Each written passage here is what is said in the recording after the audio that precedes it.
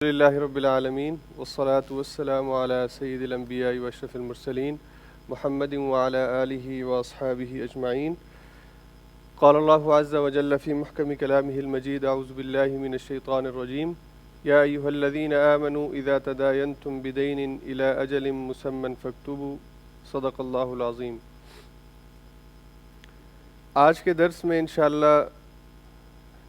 سورہ بقرہ کی جو سب سے بڑی آیت ہے جس کو آیت دین کہتے ہیں، اس آیت کا درس انشاءاللہ آج کے درس میں ہوگا، اور اگلا درس جو ہمارا ہوگا وہ سورہ بقرہ کا آخری درس ہے، اور اس درس کے بعد ہمارا یہ سورہ بقرہ کا درس کا سلسلہ مکمل ہو جائے گا. اور جیسا کہ آپ کو میں نے پچھلے درس کے بعد اعلان کیا تھا کہ اگلے درس کے اختتام کے بعد سورہ بقرہ کا درس مکمل ہونے کے بعد اس سے اگلے اتوار ہم سورہ بقرہ کا مکمل خلاصہ جو مضامین اس سورت کے اندر آئے ہیں ان کے مضامین جو ہے یہاں پر میں ٹیبلز کی صورت میں آپ کے سامنے پیش کروں گا، تاکہ آپ کو پورا سورہ بقرہ کا جو مضمون ہے وہ ذہن کے اندر رہے. اور آپ کو معلوم ہے کہ میں نے یہ بھی اعلان کیا تھا کہ 22 فروری کو ہمارا ایک کوئز ہوگا، ایک مقابلہ ہوگا، اور اس میں سورہ بقرہ کے جو مضامین ہم نے پڑھے ہیں اسی حوالے سے سوالات اور جوابات ہوں گے، اور صرف خالی مقابلہ نہیں ہوگا، انعام بھی انشاءاللہ دیا جائے گا. تو آپ خاص طور پہ یہ دونوں لیکچر تو بالکل اب آخری لیکچر ہیں، ان کو اور اس سے پہلے جو درس گزرے ہیں ان سب کا خلاصہ انشاءاللہ ہم یعنی 15 فروری کو وہ درس ہوگا جس میں سورہ بقرہ کا پورا خلاصہ جو ہے وہ انشاءاللہ پیش کریں گے. اور ابھی کوشش ہے کہ اس کا چھوٹا سا حصہ نارویجن میں بھی تیار ہو جائے، تاکہ نوجوان جو نارویجن سمجھتے ہیں ان کے لیے بھی اس سے استفادہ ممکن ہو سکے. تو انشاءاللہ یہ 15 فروری کو ہم خلاصے کا رکھیں گے پروگرام سورہ بقرہ کا، اور 22 فروری کو سورہ بقرہ پورے کا جو ایک ہے کہہ لیجئے مقابلہ ہے، کوئز کمپٹیشن ہے، اس کے اندر انشاءاللہ ہم گروپس کی صورت میں کمپٹیشن ہوگا. انڈیویجلی سوال جواب نہیں ہوں گے بلکہ گروپس کی صورت میں ہوں گے. خواتین کا بھی انشاءاللہ ہم کوشش کریں گے کہ جو خواتین یہ پورا درس سنتی نہیں ہیں تو سورہ بقرہ کے اس کمپٹیشن میں ان کے لیے بھی انتظام ہو سکے کہ وہ بھی سوالوں کے جواب دے سکیں. تو خواتین کے نظم سے بھی میں انشاءاللہ رابطہ کروں گا کہ وہاں پر یہی سوالات جو یہاں سے بولے جائیں گے تو وہاں پر بھی جو گروپس بنیں گے تو ان کے اندر جو خواتین جواب دیں تو وہ ان کو نوٹ کر لیں. جو لاسٹ درس ہمارا تھا سود کے حوالے سے، اس میں بعد میں کافی سارے ساتھیوں نے سوالات بھی پوچھے اور کچھ کے جوابات یہاں پہ ہم نے دیے، لیکن بعض سوالات بعد میں وصول ہوئے. خاص طور پہ ایک سوال اوپر سے آیا تھا خواتین کی طرف سے، اور ایک سوال جو بہت زیادہ لوگوں نے پوچھا ذاتی طور پر بھی، کہ جو میری گفتگو کا پہلا جو نقطہ تھا اس کے اندر میں نے کہا تھا کہ اس معاشرے کے اندر رہتے ہوئے بہت سارے معاملات میں ہم چاہتے ہوئے اور نہ چاہتے ہوئے بہت سے سودی معاملات میں ہم شکار ہو جاتے ہیں. ہمیں جتنے بھی فنڈز ملتے ہیں ان فنڈز کے اندر ظاہر بات ہے سرکار کا پیسہ ہے، اور سرکار کی انکم جو ہے وہ حلال ذرائع سے نہیں ہے. اس کے اندر شراب کی انکم کا ٹیکس بھی، سور کی انکم کا ٹیکس بھی، اور دیگر بھی بہت سارے ایشوز ہیں. تو آپ کو وہ ساری چیزیں ملتی ہیں، اور آپ جو ان کو ٹیکس دیتے ہیں تو وہ ٹیکس بھی آپ کا وہ اپنی انویسٹمنٹ جہاں بھی وہ کرنا چاہیں وہ کرتے ہیں. تو ایک سوال پھر یہ ذہنوں کے اندر پیدا ہوا کہ پھر اگر اس طرح ہے تو پھر یہاں پہ نہیں رہنا چاہیے، یہاں سے پاکستان چلے جانا چاہیے، کسی ایسی جگہ چلے جائیں جہاں پہ اس ایشو سے بچنے کا امکان ہو. تو متبادل بھی ہمارے پاس نہیں ہے بدقسمتی سے. اگر آپ پاکستان جائیں گے تو یہاں سے کئی گنا برے حالات کا وہاں پہ آپ کو سامنا کرنا پڑے گا، اور سود سے تو وہاں پہ بھی آپ نہیں بچ سکیں گے. جب پورے ملک کا سودی نظام جو ہے جو اس کی آپ کہہ لیجئے اکانومی سسٹم ہے وہ سارا سود کے اوپر مبنی ہے، تو آپ وہاں پہ گورنمنٹ ملازم بھی ہوں تو آپ کو تنخواہ بھی گورنمنٹ کی طرف سے ملے گی، اور گورنمنٹ اپنے سارے معاملات ورلڈ بینک اور IMF کے قرضوں کے نیچے رہ کر کیا کرتی ہے، اور ان کو وہ سود پر پیسے لیا کرتی ہے. تو یہ تو ایک پہلو ہے، اس کے علاوہ بہت سارے پہلو ہیں. تو مسئلہ یہ ہے کہ آپ یہاں سے نکل کر کہیں نہیں جائیں گے، آپ نے یہیں پہ رہنا ہے. لیکن جو میرا آخری اس پوری گفتگو کا نقطہ تھا کہ ہم نے اسی معاشرے کے اندر رہتے ہوئے اپنے بچاؤ کے لیے اس طرح کے ادارے قائم کرنے ہیں کہ جہاں پہ ہمیں بینک کی بنسبت سود کی بجائے ان اداروں سے جو ہے وہ غیر سودی قرضے مل سکیں. تو یہ اس طرح کی کوشش کرنا اس معاشرے کے اندر اس کے زیادہ امکانات ہیں بنسبت اس کے کہ آپ کہیں کہ پاکستان میں جا کر ہم اس معاملے سے بچ سکیں گے. تو یہاں پر آپ کو آپ کے دین کی روشنی میں آپ کے جو بھی دینی آپ کی ضرورت ہے اور جو آپ کا شرعی حق ہے اس کو مد نظر رکھتے ہوئے جہاں تک ان کے لیے ممکن ہوتا ہے وہ آپ کے لیے گنجائش پیدا کرتے ہیں. اور پیسوں کے حوالے سے بھی اگر مسلمان کوشش کریں تو گورنمنٹ رکاوٹ نہیں ہے, اصل رکاوٹ مسلمان خود ہیں. اور میں نے جیسا کہ پچھلی دفعہ بھی کہا تھا کہ ایسے ادارے کہ جہاں پر غیر سودی قرضے دیے جائیں وہ مسلمانوں کے تعاون کے بغیر نہیں بن سکتے. وہ حکومت کی طرف سے تو ایک کوشش ہوئی, DNB کی طرف سے کوشش ہوئی, اس کو ڈینائی مسلمانوں نے کیا کہ ہمیں اس کی ضرورت نہیں ہے, اگر ہمیں قرض یہاں سے مہنگا ملے گا اور بینک سے سستا ملے گا تو ہمیں کیا, ہمیں تو یہ قرض نہیں چاہیے جس میں ہمیں 2.5 کی بجائے 2.6 دینا پڑ جائے. تو یہ جو بھی اس معاملے کے اندر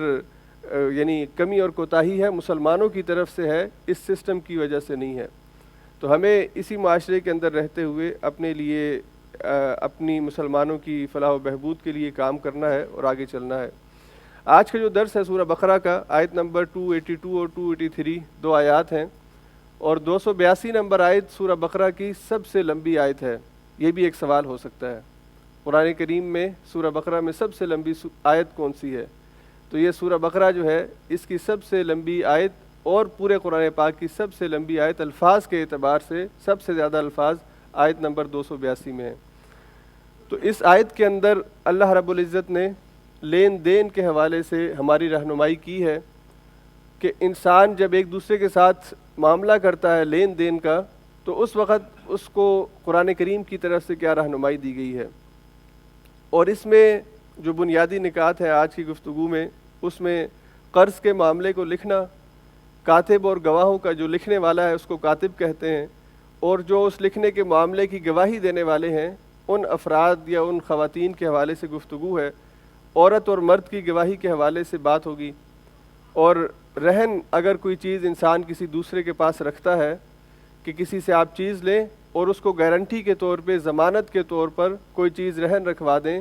تو اس حوالے سے قرآن کریم نے ہمیں کیا رہنمائی دی ہے. یہ بھی موضوع اس حوالے سے بہت اہم ہے, اور یہ آیت جب آپ پڑھیں گے اس کے الفاظ اور اس کے مضامین جب آپ سنیں گے تو انسان کو حیرت ہوتی ہے, خوشگوار حیرت ہوتی ہے کہ اللہ ہمارا کتنا بڑا محسن ہے. اس نے ہمیں صرف پیدا نہیں کیا بلکہ پیدا کرنے کے بعد انگلی پکڑ پکڑ کر ہمارے معاملات کی رہنمائی کے لیے اپنی آیات اتاری ہیں. اتنی چھوٹے چھوٹے معاملات کے لیے اور اتنی بنیادی باتوں کے لیے اللہ نے اپنی کتاب کے اندر جو ہے وہ سارے احکام ہماری رہنمائی کے لیے نازل کیے ہیں. لیکن اس کے باوجود ہم کمزور ہیں, میں اپنے آپ کو بھی اس میں شامل کرتا ہوں, اور بطور کمیونٹی ہم سب مسلمانوں کا یہ مسئلہ ہے کہ ہم اس معاملے میں کیئر نہیں کرتے, احتیاط نہیں کرتے. ہم بس اعتماد کی بنیاد پر اور دوستی کی بنیاد پر اور سستی کی بنیاد پر بھی کہہ لیجئے ہم معاملات کو لکھتے پڑھتے نہیں ہیں, اور یہ لکھت پڑھت نہ ہونے کی وجہ سے, کتابت نہ ہونے کی وجہ سے معاملات خراب ہوتے ہیں, اور خرابی پھر تعلقات کی خرابی تک بھی چلی جاتی ہے. اور تعلقات کی خرابی نہ بھی ہو تو لا علمی کی وجہ سے اگر انسان کی موت واقع ہو جائے اور بعد میں وارث جو ہیں وہ لا علمی کی وجہ سے, نہ معلوم ہونے کی وجہ سے بہت سارے معاملات اس آدمی کے دنیا سے جانے کے بعد اس کے ساتھ ہی چلے جاتے ہیں. تو یہ جب انسان معاملات کو لکھتا نہیں ہے تو پھر بہت ساری خرابیاں معاشرے کے اندر پیدا ہوتی ہیں. اللہ رب العزت نے اس آیت کے اندر یہ سارے جو بھی مضامین ہیں اس آیت کے اندر اللہ نے بیان فرمائے ہیں, اور ہمیں کوشش کرنی چاہیے کہ ہم اگر کسی کے ساتھ ہمارا کوئی معاملہ ہے تو اس کو اس کے ساتھ لکھ لیں, اور اگر اس کے ساتھ نہیں لکھا ہوا تو کم از کم اپنے پاس لکھ کے اپنے کسی جو ہمارا قریبی دوست ہو سکتا ہے, بیوی ہو سکتی ہے, جس کے ساتھ آپ کے معاملات ہوتے ہیں, اس کے حوالے یہ ساری چیزیں ہونی چاہیے. اس کو معلوم ہونا چاہیے کہ خدا نخواستہ اگر آپ دنیا میں نہیں رہتے تو آپ کے معاملات کی جو بھی ثوابدید ہے وہ اس آدمی کے پاس یا اس عورت کے پاس ہونی چاہیے. تو اس آیت کے اندر جتنے بھی مضامین آئے اس حوالے سے ہمیں رہنمائی لیتے ہوئے اپنے معاملات کو بھی ٹھیک کرنے کے لیے ارادہ کرنا چاہیے. آیت قرآن کریم کی سب سے لمبی آیت ہے، میں اس کی تلاوت کر دیتا ہوں، اس کے بعد پھر ہم اس کا ترجمہ اور اس کے مضامین پر بات کریں گے۔ اعوذ باللہ من الشیطان الرجیم۔ یا ایہا الذین آمنوا اذا تداینتم بدین الی اجل مسمى فاکتبوا وليكتب بینکم کاتب بالعدل ولا يأب كاتب أن يكتب كما علمه الله فليكتب وليملل الذي عليه الحق وليتق الله ربه ولا يبخس منه شيئا فإن كان الذي عليه الحق سفيها أو ضعيفا أو لا يستطيع أن يمل هو فليملل وليه بالعدل واستشهدوا شهيدين من رجالكم فإن لم يكونا رجلين فرجل وامرأتان ممن ترضون من الشهداء أن تضل إحداهما فتذكر إحداهما الأخرى ولا يأبى الشهداء إذا ما دعوا ولا تسأموا أن تكتبوه صغيرا أو كبيرا إلى أجله ذلكم أقسط عند الله وأقوم للشهادة وأدنى ألا ترتابوا إلا أن تكون تجارة حاضرة تديرونها بينكم فليس عليكم جناح ألا تكتبوها وأشهدوا إذا تبايعتم ولا يضار كاتب ولا شهيد وإن تفعلوا فإنه فسوق بكم واتقوا الله ويعلمكم الله والله بكل شيء عليم۔ اس آیت کے اندر آپ کہہ لیجئے 11 ہدایات ہیں جو اللہ رب العزت نے ہمیں دی ہیں، اور آخر میں وہ ساری 11 دہراؤں گا۔ اب ہم شروع کریں گے ایک سے، تو آیت کے آخر پر میں دوبارہ 11 یہی دہرا دوں گا۔ آپ کوشش کریں کہ ان کو سمجھ لیجئے اور ذہن میں رکھنے کی کوشش کیجئے۔ اس آیت کا ترجمہ ہے، اے لوگو جو ایمان لائے ہو، جب کسی مقررہ مدت تک کے لیے تم آپس میں قرض کا لین دین کرو تو اسے لکھ لیا کرو۔ فریقین کے درمیان انصاف کے ساتھ ایک شخص دستاویز تحریر کرے جسے اللہ نے لکھنے پڑھنے کی قابلیت بخشی ہو، اسے لکھنے سے انکار نہ کرنا چاہیے، وہ لکھے، اور املا وہ شخص کروائے جس پر حق آتا ہے یعنی قرض لینے والا، اور اسے اللہ یعنی اپنے رب سے ڈرنا چاہیے کہ جو معاملہ طے ہو اس میں کوئی کمی بیشی نہ کرے۔ لیکن اگر قرض لینے والا خود نادان یا ضعیف ہو، املا نہ کروا سکتا ہو، تو اس کا ولی انصاف کے ساتھ املا کرائے، اور پھر اپنے مردوں میں سے 2 آدمیوں کو اس پر گواہی کرا لو۔ اگر 2 مرد نہ ہوں تو 1 مرد اور 2 عورتیں ہوں، تاکہ ایک بھول جائے تو دوسری اسے یاد دلا دے۔ یہ گواہ ایسے لوگوں میں سے ہونے چاہیے جن کی گواہی تمہارے درمیان مقبول ہو۔ گواہوں کو جب گواہ بننے کے لیے کہا جائے تو انہیں انکار نہ کرنا چاہیے، معاملہ خواہ چھوٹا ہو یا بڑا۔ میعاد کی تعین کے ساتھ اس کی دستاویز لکھوا لینے میں تساہل نہ کرو، اللہ کے نزدیک یہ طریقہ تمہارے لیے زیادہ مبنی بر انصاف ہے، اس سے شہادت قائم ہونے میں زیادہ سہولت ہوتی ہے اور تمہارے شکوک و شبہات میں مبتلا ہونے کا امکان کم رہ جاتا ہے۔ ہاں جو تجارتی لین دین دست بدست تم لوگ آپس میں کرتے ہو، اس کو نہ لکھا جائے تو کوئی حرج نہیں، مگر تجارتی معاملات طے کرتے وقت گواہ کر لیا کرو، کاتب اور گواہ کو ستایا نہ جائے، ایسا کرو گے تو گناہ کا ارتکاب کرو گے، اللہ کے غضب سے بچو، تم کو صحیح طریق عمل کی تعلیم دیتا ہے اور اسے ہر چیز کا علم ہے۔ سب سے پہلی بات جو اللہ نے اس آیت کے اندر فرمائی ہے، یا ایھا الذین آمنوا اذا تداینتم بدین، اے ایمان والو، اذا جب تداینتم تم آپس میں لین دین کرو، بدین ادھار کا، آپس میں لین دین کرو ادھار کا، کسی بھی ایشو کے اوپر، اور پیسوں کا بھی لین دین ہو سکتا ہے یا اس کے علاوہ کسی دوسری چیز کا بھی لین دین ہو سکتا ہے۔ تو یہ اللہ نے یہاں پر بات یہاں سے شروع کی ہے کہ لین دین ہونا ہے، لین دین انسان کی فطری مجبوری ہے۔ جیسے اللہ نے سارے انسانوں کے رنگ ایک جیسے نہیں بنائے، سارے انسانوں کے قد ایک جتنے نہیں بنائے، سارے انسانوں کی زبان یہ زبان جو بولی جاتی ہے یہ زبان ایک جیسی نہیں بنائی، مختلف ہیں، اسی طرح سے اللہ نے انسانوں کے مالی معاملات بھی مختلف رکھے ہیں۔ اللہ نے دنیا میں سب کو بادشاہ نہیں بنایا، اللہ نے دنیا میں سب کو امیر نہیں بنایا، اللہ نے دنیا میں سب کو غریب نہیں بنایا۔ یہ جو بیلنس ہے کائنات کے اندر، اسی وجہ سے ہے کہ یہ تفاوت ہے، کسی کو امیر بنایا ہے، کسی کو غریب بنایا ہے، کسی کو متوسط بنایا ہے۔ تو پہلی بات اللہ نے یہ فرمائی کہ انسانوں کی مجبوریوں کی وجہ سے انسانوں کو قرض لینے اور دینے پڑتے ہیں۔ تو اگر تم کو یہ معاملہ کرنا پڑ جائے، ایک انسانی ضرورت ہے، اس کو قرض کی ضرورت پڑ سکتی ہے، تو پھر اس کے آداب اور اس کی تعلیمات جو ہیں وہ اللہ رب العزت آپ کو سکھا رہے ہیں، اس کے مطابق یہ معاملہ کرو۔ اور یہ لین دین کوئی معیوب بات نہیں ہے کہ انسان کہے کہ قرض لینے والا جو ہے کوئی غلط کام کرتا ہے یا وہ کوئی گناہ کا کام کرتا ہے، اللہ نے یہ نہیں کہا کہ یہ کوئی غلط کام ہے، اللہ نے کہا جب تمہیں یہ کام کرنا پڑ جائے، اس کا مطلب ہے کام ضروری ہے، کام تم کو کرنا پڑے گا، البتہ کرنے کا طریقہ یہ ہے کہ اس کو اس طریقے سے کرنا ہے۔ تو پہلی بات یہ ہے الی اجل مسمی فاکتبوا، یہ الی اجل مسمی اس سے پہلے بھی ایک دفعہ آیا ہے، آگے بھی یہ لفظ آئے گا۔ یہ ایک جس کو آپ نارویجن میں اتھرک کہتے ہیں، ایک ایکسپریشن ہے کہ اجل مسمی مقررہ مدت جو ہے اس کے لیے اللہ تعالیٰ لفظ استعمال کرتے ہیں۔ انسان کی زندگی کے ساتھ ہی اجل مسمی کا لفظ بہت دفعہ آئے گا قرآن میں۔ تو اجل مدت اور مسمی جو مقرر کر دی گئی ہے، اجل مسمی مقررہ مدت تک فاکتبوہ، تو اس کو لکھ لیا کرو۔ تو یہاں پہ پہلی بات جو اللہ نے فرمائی کہ جب قرض کا لین دین ہو تو ایک مدت جو اس کی واپسی کی ہوگی وہ آپس میں اس کا لین دین کرتے وقت وہ مدت آپس میں لکھ لو کہ آج اس تاریخ کو میرا نام اور میں نے اس فلاں شخص سے جس کا نام یہ ہے اتنی رقم یا یہ چیز بطور ادھار لی ہے اور اتنی مدت کے لیے لی ہے۔ مدت کا تعین جو ہے اللہ نے یہاں پہ کہا کہ کر دو، لیکن اس کا مطلب یہ نہیں ہے کہ بغیر مدت کے آپ قرض نہیں لے سکتے، لیکن ایک فطری بات یہ ہے کہ جب بھی آپ قرض لیتے ہیں یا دیتے ہیں تو مدت کا تعین ہوتا ہے کہ میں آپ سے قرض لے رہا ہوں تو میں آپ سے کہتا ہوں کہ مجھے سال کے لیے 6 ماہ کے لیے قرض چاہیے، یا میں آپ سے کہتا ہوں کہ مجھے قرض چاہیے تو آپ کہتے ہیں کہ میں آپ کو 3 ماہ کے لیے، 6 ماہ کے لیے، سال کے لیے، 2 سال کے لیے قرض دے سکتا ہوں۔ تو ایک مدت کا تعین کرنا ایک فطری بات ہے، لیکن اگر دوسری صورت ہو کہ میں نے اپنے کسی اچھے دوست سے پیسے مانگے اور اس نے کہا کہ آپ جب آپ کے پاس ہو آپ دے دیں، تو وہ بھی خلاف شرع نہیں ہے، اس طرح کا معاملہ بھی ہو سکتا ہے کہ جب آپ کو سہولت ہو آپ واپس کر دیں، لیکن لکھنا بہرحال ضروری ہے، اس کو آپ لکھیں کہ یہ معاملہ جو ہے ہم نے اس طرح کیا ہے۔ مدت اگر مقرر نہیں کی تو وہ بھی مینشن کر دیں کہ یہ تب واپس کی جائیں گی جب سہولت ہوگی۔ تو لکھنا اور اس کی مدت مقرر کرنا۔ وَلْيَكْتُبْ بَيْنَكُمْ كَاتِبٌ بِالْعَدْلِ، دوسری بات اس کو لکھے، وَلْيَكْتُبْ اور لکھنا چاہیے، بَيْنَكُمْ تمہارے درمیان، کاتب ایک لکھنے والا، بالعدل جو انصاف کے ساتھ لکھنے والا ہو۔ عادل آدمی جو ہے، انصاف والا آدمی، وہ اس کی تحریر کرے گا۔ آج کل تو خیر یہ پیشہ ہے، ہمارے جو وثیقہ نویس ہوتے ہیں پاکستان میں، یہاں پہ بھی میرا خیال ہے غالباً اس طرح کی تحریریں لکھنے کے لیے افراد بیٹھتے ہیں،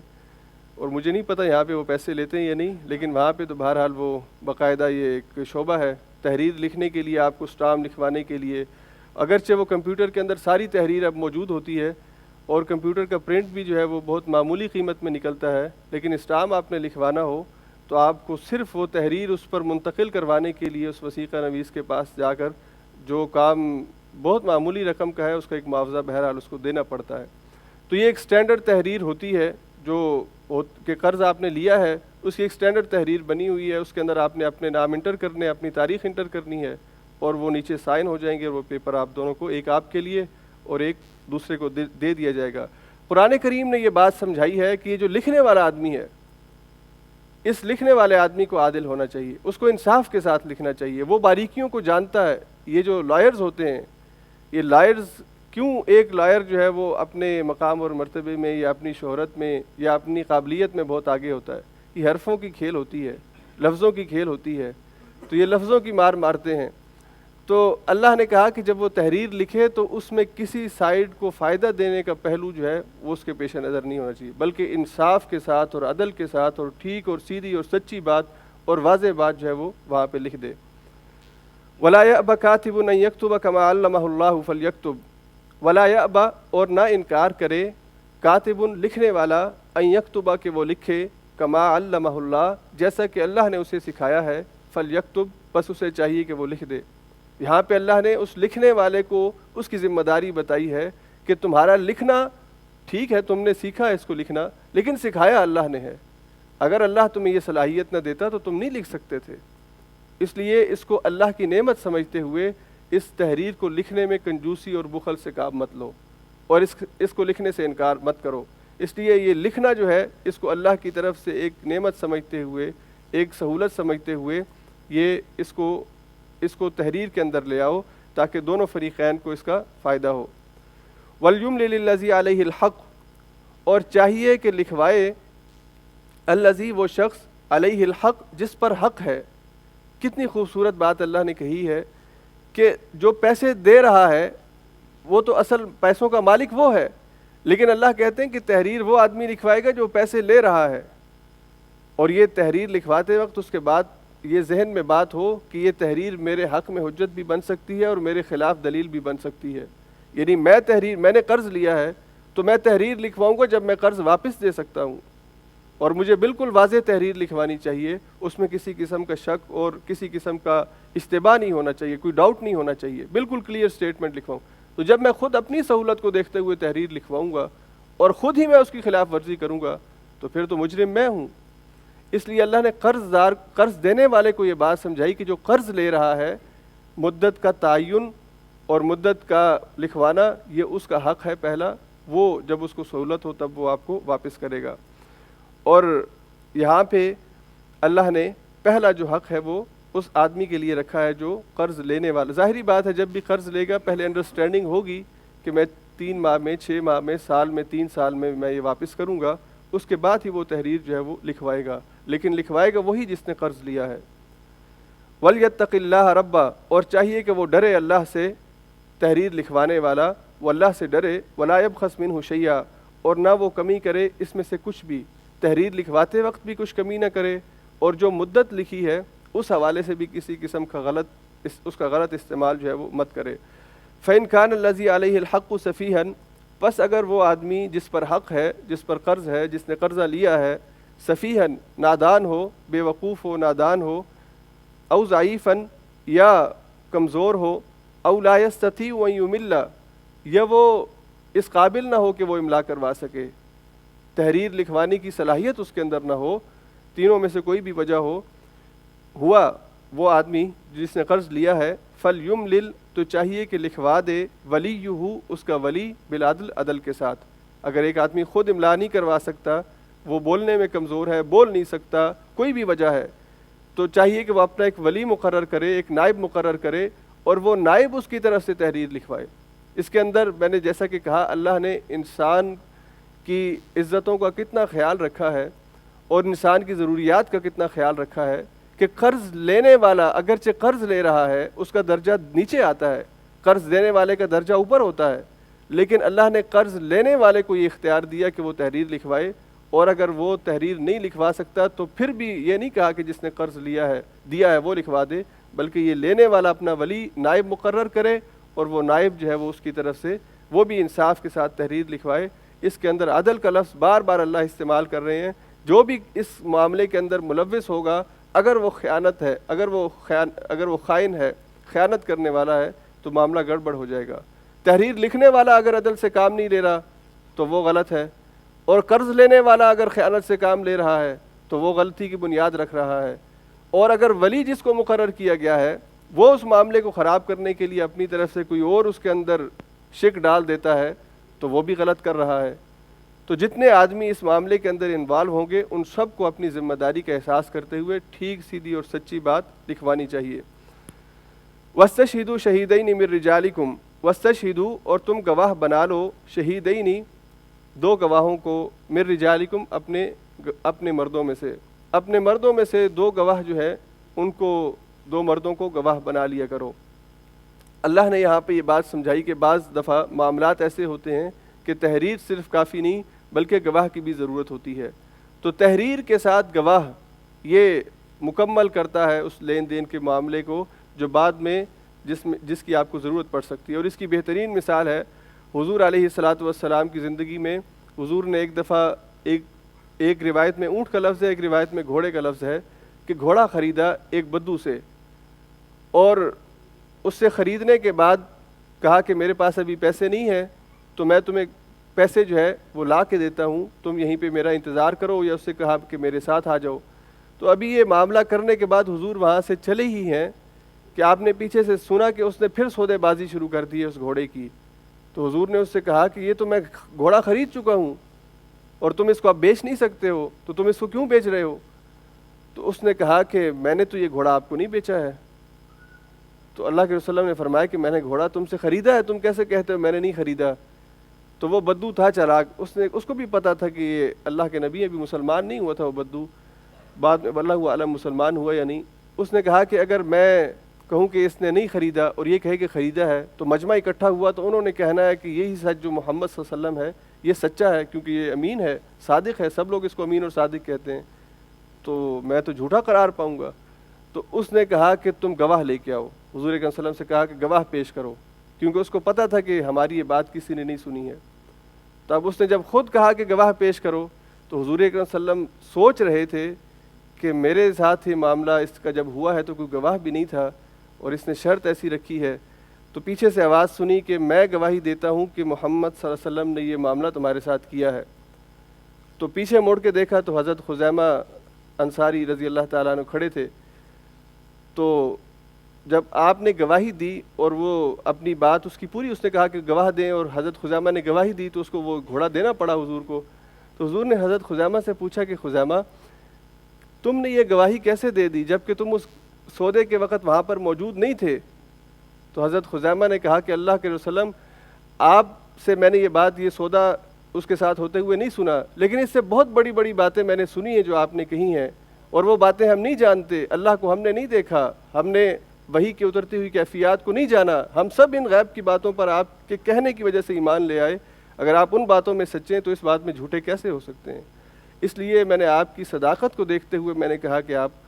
تو یہ حضرت خزیمہ ایک واحد صحابی ہیں کہ جن کو پوری انسانی تاریخ کے اندر 2 آدمیوں کے برابر گواہی جو ہے وہ قرار پائی ہے۔ باقی کسی صحابی کو 2 آدمی اگر گواہ دیں تو وہ معاملہ مکمل ہوتا ہے۔ حضرت خزیمہ اکیلے ایک آدمی ایسے تھے، صحابی ایسے تھے کہ جن کی ایک آدمی کی گواہی جو ہے یہ 2 آدمیوں کے برابر جو ہے وہ قرار پائی تھی۔ تو اللہ نے یہاں پہ فرمایا کہ معاملہ کرتے وقت گواہوں کا جو تقرر ہے وہ بھی کر لیا کرو، اور یہاں پہ پھر اللہ تعالیٰ نے یہاں پر یہ بات انسان کو سمجھائی ہے کہ گواہ جو ہے یہ کسی بھی معاملے کا اختلاف ہو جائے تو اس اختلاف کو ختم کرنے کے لیے یہ جو ان کا فیصلہ ہوگا، ان کی بات ہوگی، یہ حتمی بات ہوگی۔ اب آ جائیے دوسری بات پر جو آج بہت بڑا ایک ایشو بھی ہے، فَإِن لَّمْ يَكُونَا رَجُلَيْنِ فَرَجُلٌ وَامْرَأَتَانِ، اگر 2 مرد نہ ہوں تو کیا ایک آدمی اور 2 عورتیں وہ گواہی دیں گی۔ جو ایک گواہی 2 مردوں نے دینی تھی، اگر 2 مرد میسر نہ ہو معاملہ کرتے وقت تو اللہ فرماتے ہیں کہ 1 مرد ہو جائے اور 2 عورتیں ہو جائیں۔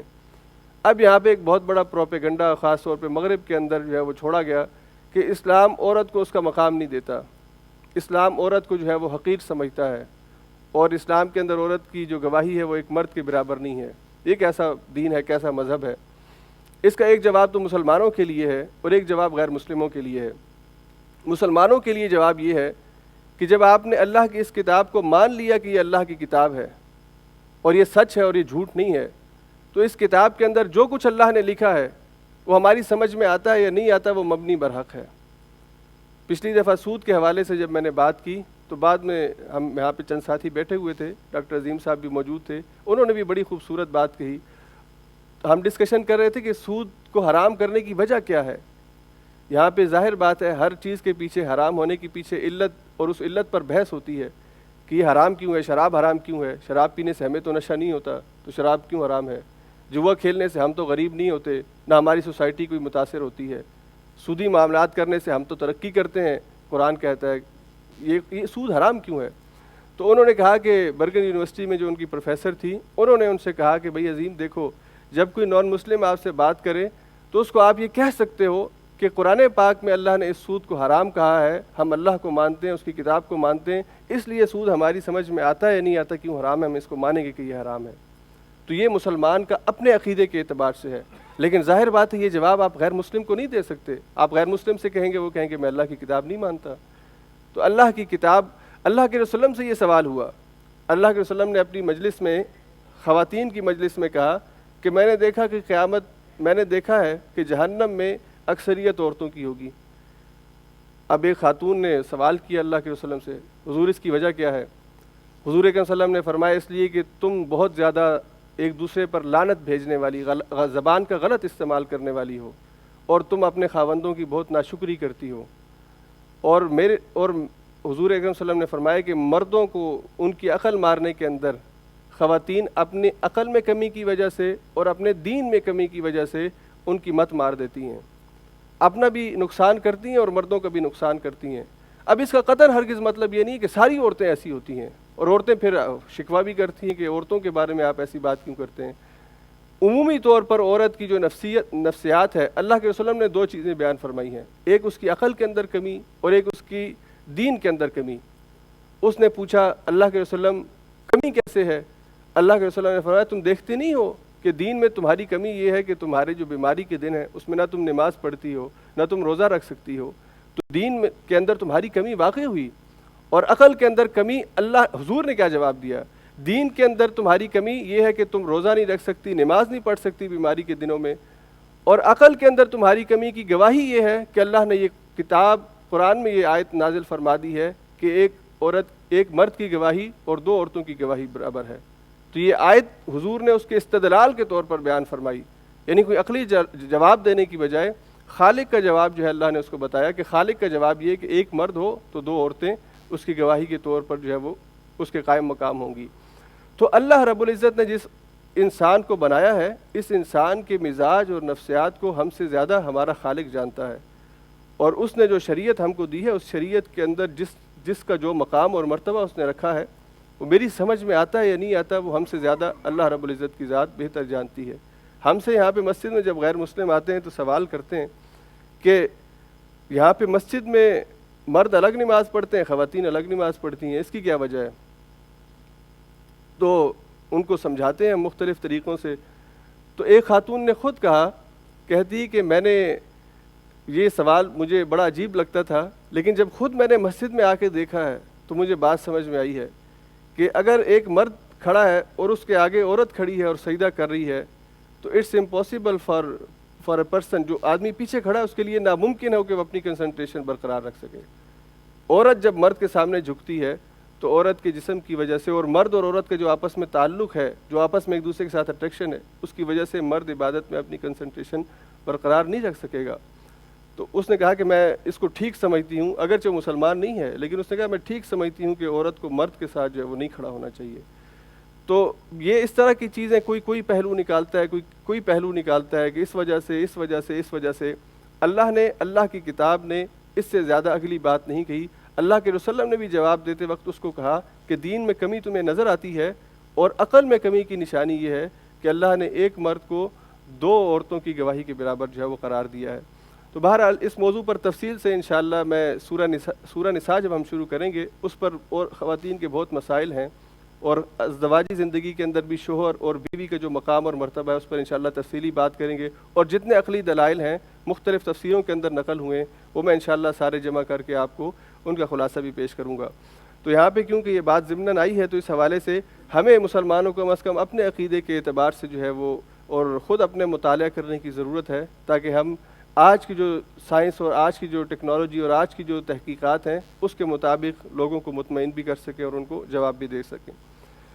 یہاں پہ اللہ نے ایک بات بیان فرمائی ہے کہ دو عورتیں اللہ نے کیوں کہا ایک مرد کے مقابلے میں دو عورتیں، اس کی ایک وجہ اللہ نے یہاں پہ بیان فرمائی، ان تضل، کہ اگر بھول جائے احداہما، دونوں میں سے ایک،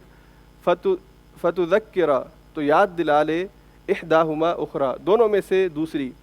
اگر دو ہیں دو میں سے ایک بھول جائے تو دوسری جو ہے وہ اس کو یاد دلا دے، تاکہ گواہی جو ہے وہ مکمل، ایک طرف مرد ہوگا اور ایک طرف دو عورتیں ہوں گی تو یہ دونوں کی گواہی جو ہے یہ مکمل ہو جائے گی۔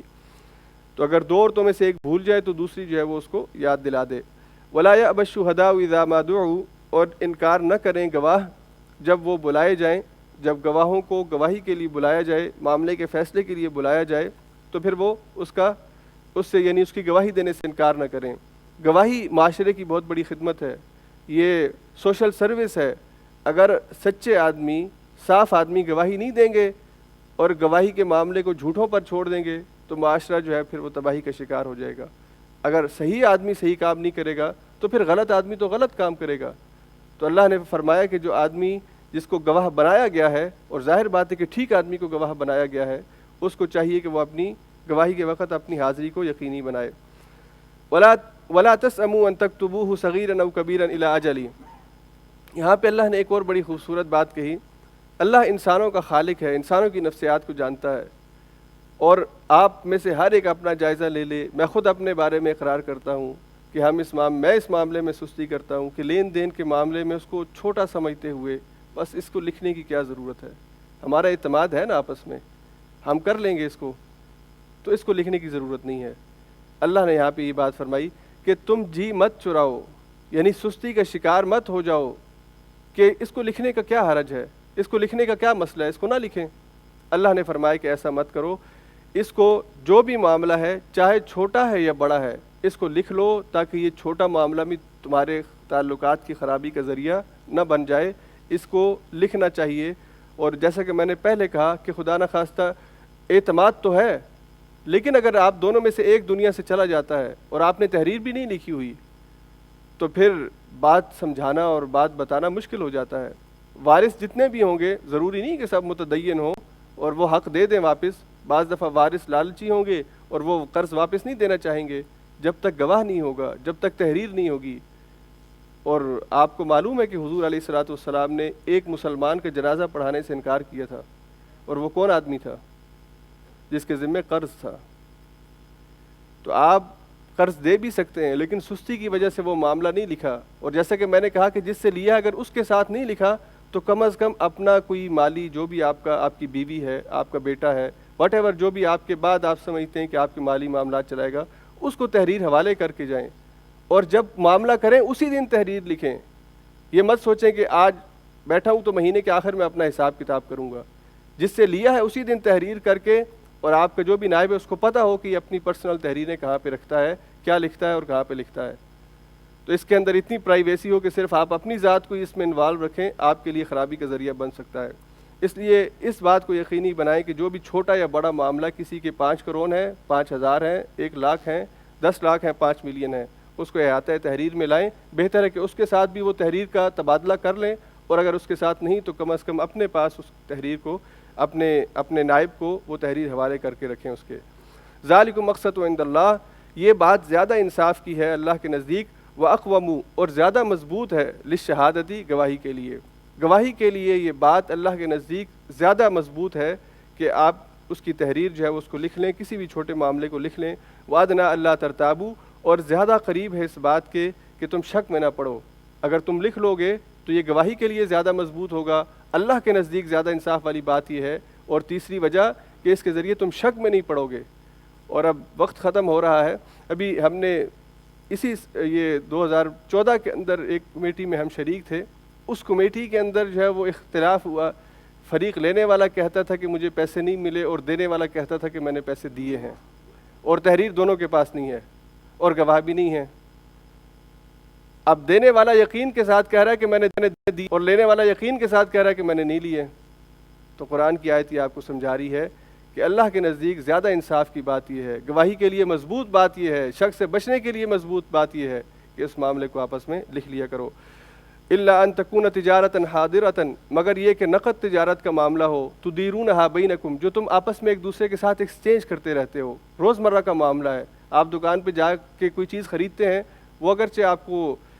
وہ کھویتیرنگ دینے کا کہتے ہیں کہ کھویتیرنگ چاہیے آپ کو، آپ کہتے ہیں کہ نو تھینکس، نہیں چاہیے۔ پاکستان کے اندر بھی وہ کیش میمو پر بعض دفعہ آپ کو جو ہے وہ لکھ کے دیا جاتا ہے کہ آپ نے یہ چیز خریدی، اس کی رقم اتنی بنتی ہے۔ تو اللہ یہاں پہ فرماتے ہیں کہ اس طرح کے جو تجارتی معاملات ہیں، روزمرہ کا معاملہ ہے، لین دین کا، تجارتی سودوں کا آپس میں روز کا لین دین ہے، اس میں اگر تحریر نہیں بھی لکھی جائے گی تو اس کا کوئی حرج نہیں ہے۔ ایک اور بڑی خوبصورت یہاں پہ روایت تھی، لیکن اب وقت ختم ہو رہا ہے، نہیں بیان کر پاؤں گا۔ تو اللہ نے یہاں پہ یہ بات لکھی کہ حرج کی وجہ سے یعنی بار بار لکھنا، ایک آدمی دکان پہ وہ تحریریں ہی لکھتا رہے گا، گاہک اس کے جو ہیں وہ کھڑے رہیں گے، تو اللہ نے فرمایا کہ یہ حرج کی وجہ سے اگر تم اس کو چھوڑ دیتے ہو، نہیں لکھتے ہو، اس میں کوئی حرج نہیں ہے، کیونکہ اس میں حرج اتنا زیادہ ہو جاتا ہے کہ بعض دفعہ یہ ممکن بھی نہیں رہتا کہ ہر ایک کو اس کا سودا اور اس کی وہ چیزیں جو ہیں وہ لکھ کے دی جائیں۔ تو اس میں روزمرہ کے معاملات کے اندر جو ہے جب آپ خرید و فروخت کرتے ہیں، اگر اس میں تحریر نہیں ہے تو اس میں کوئی حرج نہیں ہے۔ فلیس علیکم جناح، تو تم پر کوئی گناہ نہیں ہے، اللہ تکتبوہا، کہ تم اس کو مت لکھو۔ واشہدوا اذا تبایعتم، اور گواہ بنا لیا کرو جب تم آپس میں سودے بازی کرو۔ جب بڑا سودا کوئی بھی آپ کرتے ہیں تو اس کے اندر گواہوں کا تقرر، اور اس حوالے سے حضرت خزیمہ کی مثال جو ہے میں آپ کے سامنے پیش کر چکا ہوں۔ ولا یضار کاتب ولا شہید، ولا یضار، اور نہ تکلیف دی جائے کاتب کو، لکھنے والے کو، جو لکھ رہا ہے اس کو پریشرائز نہ کیا جائے، ولا شہید، اور نہ گواہ کو۔ ہمارے معاشرے کے اندر گواہی نہیں دیتا، کس وجہ سے؟ کہ اگر اس کے خلاف گواہی دی تو میری خیر نہیں ہے، ہماری آنکھوں کے سامنے ایکسیڈنٹ ہوتا ہے، ہم نہیں انوالو ہوتے کہ پکڑ ہماری ہو جائے گی. ہم یعنی مجرم کے خوف سے گواہی نہیں دیتے. تو اللہ نے یہاں پہ کہا کہ جو آدمی جرم کرتا ہے اوپر سے پھر گواہی دینے والے کو بھی ڈراتا ہے، وہ تو بہت بڑا مجرم ہے. تو نہ لکھنے والے کو ڈرایا جائے، اس کو تکلیف دی جائے، اور نہ گواہ کو کسی قسم کی تکلیف دی جائے. وَإِن تَفْعَلُوا، اور اگر تم ایسا کرو گے، لکھنے والوں کو پریشرائز کرو گے، گواہوں کو مارنے کی، قتل کرنے کی دھمکیاں دو گے، فَإِنَّهُ فُسُوقٌ بِهِ، تو اس کے ذریعے سے تم زمین کے اندر فساد برپا کر دو گے، تم فاسق ہوگے. وَاتَّقُوا اللَّهَ، اور اللہ سے ڈرتے رہو. وَيُعَلِّمُكُمُ اللَّهُ، اور اللہ تمہیں تعلیم دیتا ہے. وَاللَّهُ بِكُلِّ شَيْءٍ عَلِيمٌ، اور اللہ رب العزت ہر چیز کو جانتا ہے. آیت نمبر 283 جو ہے اس کا مختصر سا میں آپ کو بتا دیتا ہوں. اس کے اندر رہن کے حوالے سے اللہ نے رہنمائی دی ہے. اگر آپ نے معاملہ کیا ہے اور جو قرض دے رہا ہے وہ کہتا ہے کہ مجھے کوئی چیز گروی رکھواؤ، اتنا بڑا سودا میرے ساتھ کر رہے ہو، 1 ملین کا، 2 ملین کا، 1 لاکھ کا، تو اگر میں گارنٹی چاہتا ہوں کہ تم کوئی چیز گروی رکھواؤ، تو وہ گروی کے لیے کوئی چیز آپ کے پاس رکھوا دے، تو اس چیز کا استعمال جو ہے، اس کا استعمال، اس پر تھوڑی سی وضاحت ہے کہ عموماً پاکستان میں یہ ہوتا ہے کہ ایک آدمی کو پیسوں کی ضرورت ہے، 5 لاکھ چاہیے یا 5 کروڑ چاہیے، تو وہ کسی سے پیسے لینے جاتا ہے تو کہتا ہے کہ میرے پاس کوئی چیز گروی رکھواؤ. اور کیا اس کے پاس ہوگا؟ گھر ہوگا یا گاڑی ہوگی. تو وہ گھر اگر گروی رکھواتا ہے تو جو پیسے دے رہا ہے وہ پیسے قرض پہ دے رہا ہے، اس کو واپس ملیں گے 1 سال کے بعد یا 2 سال کے بعد. اوپر سے وہ مکان کرائے پر بھی دے دیتا ہے، اس کا کرایہ بھی وصول کر رہا ہے، اور اوپر سے 5 لاکھ یا 5 کروڑ بھی اس نے واپس لینا ہے. تو اللہ کے رسول نے فرمایا کہ اس میں اور سود میں کسی قسم کا کوئی فرق نہیں ہے. اگر آپ نے گروی لیا ہے تو آپ اس کا استعمال نہیں کر سکتے، لیکن کوئی چیز ایسی ہے کہ اگر آپ اس کو استعمال نہیں کریں گے تو خراب ہو جائے گی، تو پھر آپ اس کو استعمال کر سکتے ہیں. مثال کے طور پہ جانور ہے، اب جانور کو اگر آپ استعمال نہیں کریں گے تو وہ جانور، یعنی جانور دودھ دینے والا ہے، تو اس کو چارہ آپ کو کھلائیں، اس کا چارہ آپ اس کو کھلائیں اور اس کے دودھ سے آپ استفادہ اٹھائیں، اس کی اجازت ہے آپ کو. تو جہاں پہ استعمال کے بغیر چیز خراب ہونے کا خطرہ ہو وہاں پہ آپ اس کو استعمال کریں گے اور اس کے اخراجات خود برداشت کریں گے. اور جہاں پہ چیز استعمال کے بغیر خراب نہ ہوتی ہو اور آپ اس کے بدلے میں پیسے اور اس سے فائدہ اٹھائیں گے تو وہ آپ کے لیے ناجائز ہو جائے گا. اللہ رب العزت سے دعا ہے کہ مجھے اور آپ کو قرآن کریم کی آیات کو سمجھنے اور ان پر عمل کرنے کی توفیق نصیب فرمائے.